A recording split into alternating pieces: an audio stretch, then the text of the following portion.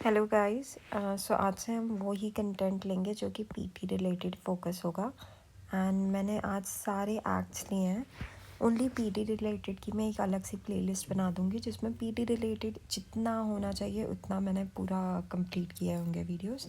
So let's start the acts of from 1773 to 1945 वाला 1935 act तक, government India act तक। ठीक है, तो पहले 1773 टू 1858 देख लो। कंपनी रूल था इस टाइम पे। British crown till 1947। Only important चीज़ें एंड एक्चुअल में ऐसे ही पीटीज़ में आता है।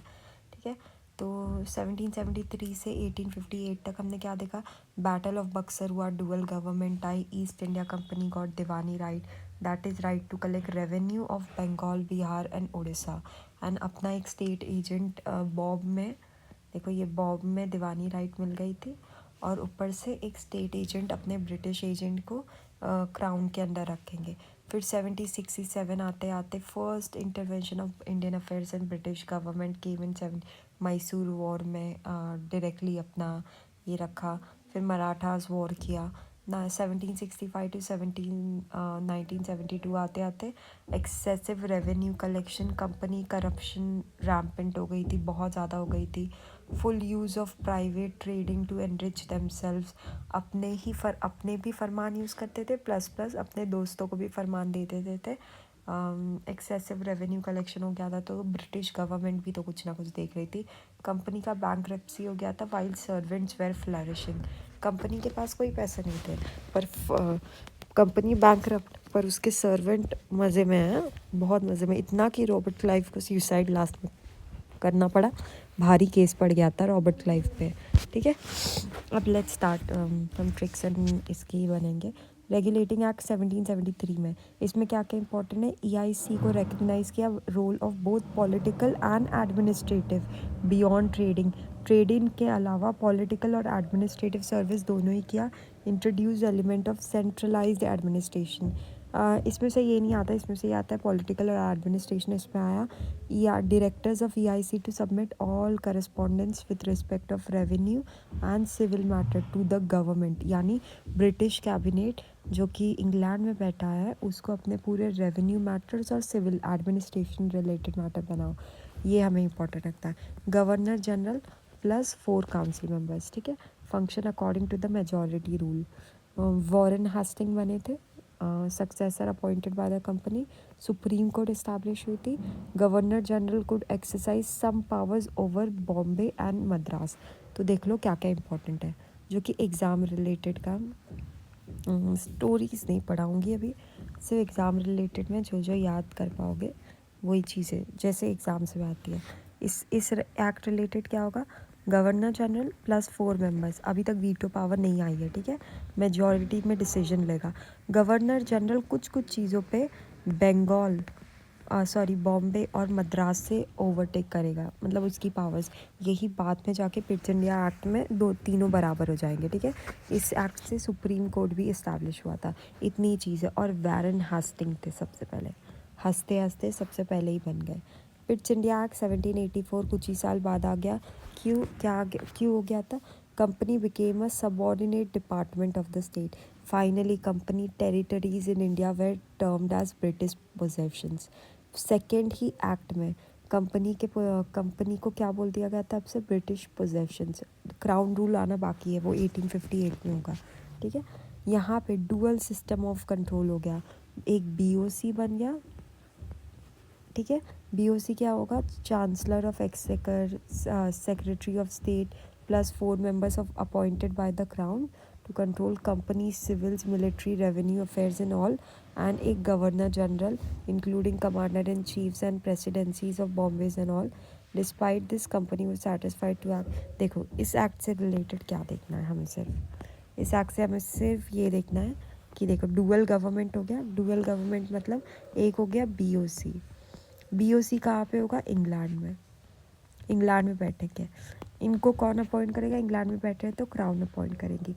इनमें कौन कौन लोग होंगे, chancellor, exchequer, secretary of state plus 4 members, यानी 6 मेंबर्स हैं। ठीक है, ये लोग कंपनी के सिविल मिलिट्री पैसे सारी चीज़ों को देखेंगे। ठीक है, और वहीं पे यहाँ पे अभी भी गवर्नर जनरल है प्लस गवर्नर जनरल ऑफ और presidencies, governor general and 3 members including commander in cheap and presidencies of. अब देखो 4 से 3 बढ़ गया, हाँ ये याद रखना। आई टेक डिफरेंट कलर, ठीक है, इतना याद हुआ। याद रखो पहले गवर्नर जनरल प्लस 4 members थे, उसके अंडर थे ये लोग। अब इस पे गवर्नर जनरल एंड 3 members हो गए, अपने आप कम हो गए, ठीक है, एक कम हो गया। और फिर बीओसी एस्टैब्लिश हुआ। एक्ट ऑफ 1786 क्या है?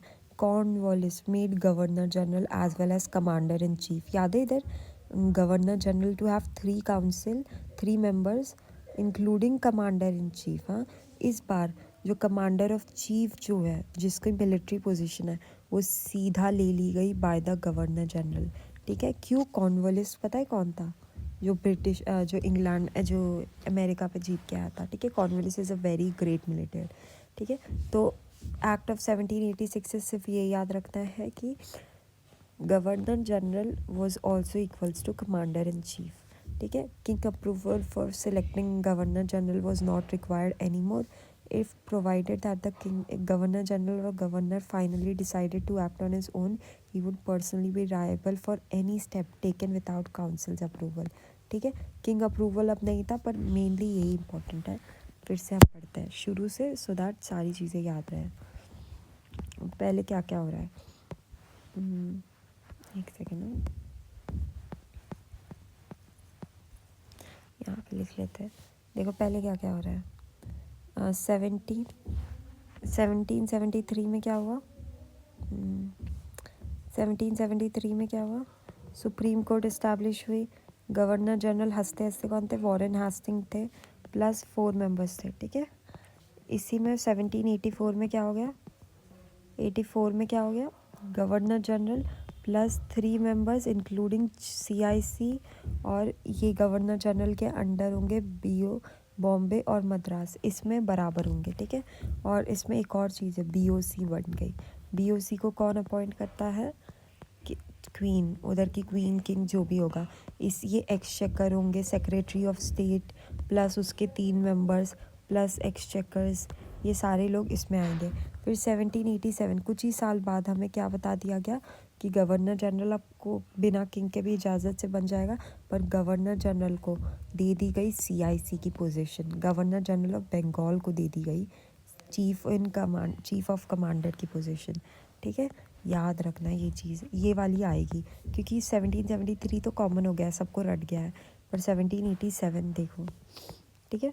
इम्पोर्टेंट चीज़ें देख लो।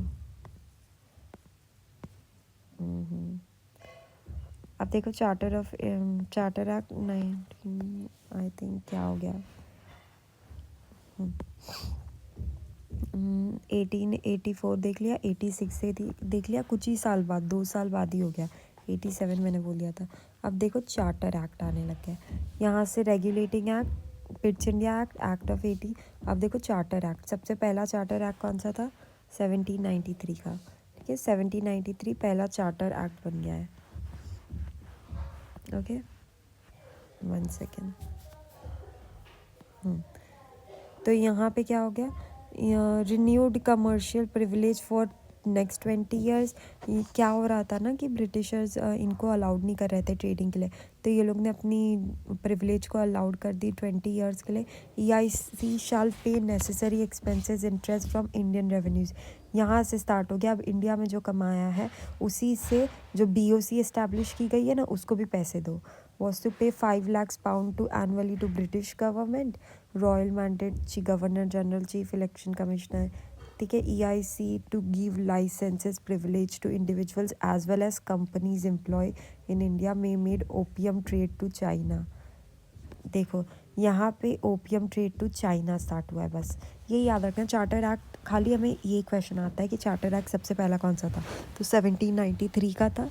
यहाँ से हमारा चाइना से ट्रेड स्टार्ट हो गया था, ओपियम ट्रेड, ठीक है, नॉट दैट इम्पॉर्टेंट। अब देखो, और फिर गवर्नमेंट की सारी पैसे इंडियन रेवेन्यू से पे की जाएंगी, it is important. Charter act की 1813 दूसरा इम्पॉर्टेंट है। देखो कंपनी को 20 साल के लिए एक्सटेंड कर दिया गया था, पर अब कंपनी की मोनोपोली को ख़त्म कर दिया था। पहले सिर्फ ईस्ट इंडिया कंपनी ये ट्रेड करती थी। अब कंपनी के मोनोपोली ख़त्म करके ब्रिटिशर्स ने बोला कि दूसरे कंपनी भी जा सकते हैं, पर monopoly over China and T, China का ट्रेड प्लस चाइना के टी का ट्रेड, ये अभी भी सिर्फ इसका मोनोपोली सिर्फ ब्रिटिश गवर्नमेंट पे है। यही इंपॉर्टेंट है इस पूरे एक्ट में। और यहाँ पे देखो ये भी इंपॉर्टेंट है, क्रिश्चियन मिशनरीज अलाउड कर दिए गए थे। कौन से एक्ट से? 1813। लिटरली ऐसे क्वेश्चंस बनते हैं, ठीक है। 1 lakh to set aside for promotion, education के लिए 1 लाख ये किया गया। फिर company poor revenue 20 more years, power of BOCs and large. देखो act gave more power to the court of India over European British subject. क्या क्या इंपॉर्टेंट है अगेन देख लेते हैं। इस एक्ट से 1813 से क्या हो गया? मोनोपोली ख़त्म करने की कोशिश की गई, बस एक टी और चाइना के ट्रेड पर बाकी है। और मोनोपोली ख़त्म की, और क्या क्या क्या? एजुकेशन को लाया। एजुकेशन में क्या किया? 1 लाख तक स्पॉन्सर किया। ऊपर से क्रिश्चियन मिशनरीज को लाया। Only this things are important for this act, trust me, only this things are important. पर याद रख पाना ही मुश्किल हो जाता है ना कि कब क्या क्या आया। तो 1833। अब देखो 1833 जो ये जो लगा था ना कि इनको मोनोपोली दी थी, मोनोपोली ख़त्म कर ली थी, पर ट्रेड, चाइना के ट्रेड और इस पर वो भी अब ख़त्म कर दी। अब चाइना की पूरी मोनोपोली ख़त्म हो गई, इवन इंक्लूडिंग चाइना विद 33, 20 साल बाद ही, ठीक है। और इस एक्ट से 1793 से इंडियन रेवेन्यूज़ पे किया जाता है। अब इसमें देख लो क्या क्या इंपॉर्टेंट है। Governor general power to superintend control directly over civil military company, ये ठीक है, नहीं आता इतना ज़्यादा। Ended all restriction on European migrations, acquisition of property in India. अच्छा देखो 1833 से ना ऑलमोस्ट यार 1800 आते आते ही ब्रिटिशर्स ने अपनी पूरी प्रॉपर्टीज़ जितनी भी उनकी एंड तक थी ना 1947 तक, वो पूरी 1800 तक वो लोग ने अच्छी खासी ले ली थी। 1833 आते आते ब्रिटिशर्स ने बोला भाई तुमने कितना लूट खाया है, अब मत एक्सपांड करना। तो ended all restriction on acquisition of property, पर वो कर ही नहीं रहे थे। उनका हो गया था ऑलमोस्ट सारा ही लेकर, इतना ले लिया था कि अब ज़रूरत नहीं है। BOB, अब देखो Bengal, Madras, Bombay, complete control over governor general, ये इम्पॉर्टेंट है, this is important. All revenues would completely control under the a law member added in Governor General Councils. This is important. Indian laws to be codified and consolidated, ठीक है। Any law made in India was to be put before British Parliament and was called as Act, ठीक है। Charter act ये सब। इसके बाद Indian law commission Macaulay आया, क्योंकि लॉ कमीशन बनाया ना, ये याद रखना 1833 में। अभी वापस करेंगे। क्रिश्चियन इंस्टीट्यूशंस इन इंडिया, ये तो देख लिया। British parliament abolish slavery in Britain and its possession in 1833। Presidency of Bengal divided into presidency of Agra and Fort William, ये this is important, it is important, but this never came in effect. ये भी लिखना है, पर देख लो। अब देखो क्या क्या इंपॉर्टेंट है यहाँ पे। क्या क्या इंपॉर्टेंट था कि मोनोपोली एंड कर दी 1833 में, ठीक है। पर गवर्नर जनरल ऑफ इंडिया बना दिया गया, और उसके अंदर कौन आ गया? बंगाल, मद्रास और बॉम्बे, ये तीनों गवर्नर जनरल ऑफ इंडिया के आ गए। मैकॉले कमीशन हुआ, यानी लॉ मेंबर्स आए, ठीक है। लॉ कमीशन बनी, दैट उसका हेड थे Macaulay commission, Macaulay, Lord Macaulay थे उनके हेड, ठीक है। A law member to be added in the governor general. फिर सारे एक्ट्स अब ब्रिटिश पार्लियामेंट में जो भी बनेंगे सब ब्रिटिश पार्लियामेंट में बन के ही इधर आएंगे, ठीक है। No Indian citizen shall be denied employment under the company, ये तो हमने, ये नहीं आएगा, कभी भी नहीं आएगा। और ब्रिटिश पार्लियामेंट ने स्लेवरी एबॉलिश कर दी थी अंडर दिस एक्ट। मैंने किसी तो एग्ज़ाम में देखा है, क्योंकि ये छोटी छोटी चीज़ें हम भूल जाते हैं ना पढ़ना, तो ठीक है। इम्पॉर्टेंट क्या क्या है इसमें? मोनोपोली ख़त्म, पूरी मोनोपोली ख़त्म। गवर्नर जनरल को कुछ ज़्यादा ही पावर दे दी गई थी। लॉ कमीशन आया था यहाँ पे, और फोर्ट विलियम बनने की कोशिश की गई थी फॉर सिविल सर्वेंट्स, पर ये कभी भी इफ़ेक्ट में नहीं आ पाया, ठीक है। स्लेवरी एबॉलिश की, और मैकॉले कमीशन हुआ, एक्ट बोलने लग गए, लॉ मेंबर्स आए, Indians law were codified and all, बस दैट्स ऑल, इतना ही इम्पोर्टेंट है। अब charter act 1853, company to continue possessing properties unless parliament provided otherwise, court of directors strength reduce to 18। Court of directors पहले BOC कहाँ पे बैठते हैं, इंग्लैंड में। बीओसी उस दिन बनी थी और उसी टाइम कोड ऑफ डायरेक्टर्स जो कि इंडिया में बैठते हैं, दैट इज़ गवर्नर जनरल और उनके मेंबर, वो 18 तक हो गए हैं। ठीक है, यहाँ से नंबर्स याद रखना, 1853 में 18 तक हो गया, ये 20 साल बाद। और अब देखना इसके बाद क्राउन रूल्स आ जाएगा। इसमें यही इंपॉर्टेंट है, services thrown open to competitive exam पर नो कंपनी मोनोपली। ठीक है, law members made full time members, ये देख लो। लोकल पहले तो लॉ मेंबर्स यहाँ पे बुलाए जाएंगे तो फुल मेंबर यहाँ तक आ जाएगा, ऐसे याद रख लेना। Governor general could nominate a vice president to the council, assent was required to all legislative proposals, court of directors could create a new presidency. ठीक है, और provinces, this act shall be creation of Assam, ये लिख लो, Assam Burma और ये Assam Burma और central provinces में भी बढ़ गया था, मतलब यूपी में। The number of board of directors BOD were reduce from 24 to 18, of which 6 people were nominated by British crown, मतलब 12 लोग ये होंगे। ICS Indian civil services were open, Macaulay committee 1854 में gave India her first civil services. ठीक है, the act remove the right of patronage of appointment of civil services held by court of directors, appointment was done by open competition based on merit and was open to all, पर फिर भी हमें पता है। The report recommend the only the fittest to be selected to the ICS. ये देखो 1857 अब किस किस के लिए इम्पोर्टेंट रहेगा, इम्पॉर्टेंट है देखो, 57 में ही है, इसके बाद 58 आ जाता है, पर फिर भी इसमें क्या क्या चीज़ें इम्पॉर्टेंट है। 33 अगर याद है तो ये तो इजीली हो जाएगा।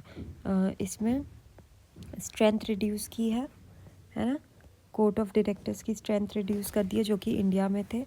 लोकल रिप्रेजेंटेशन इंट्रोड्यूस्ड एट, देखो local representation introduced at Indian legislative council, है ना। Governor general could veto any bill of the legislative council, this is important, very important, है ना, देख लो।